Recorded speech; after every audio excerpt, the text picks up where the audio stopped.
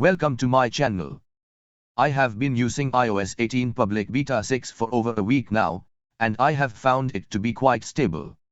If you are eager to try out the latest features before the official release, you can confidently install Beta 6. In this short video, I'll walk you through the key changes, with a more detailed video coming soon. First, the control center has been completely revamped. There are more controls and customization options, allowing you to add controls based on your needs and even open apps directly from the control center.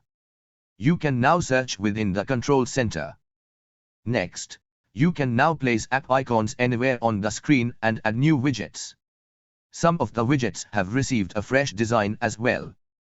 A standout feature is the ability to lock individual apps with Face ID.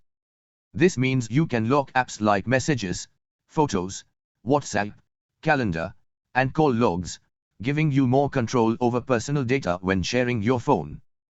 You can also customize app icons with light, dark, and tint options, including the ability to change their colors.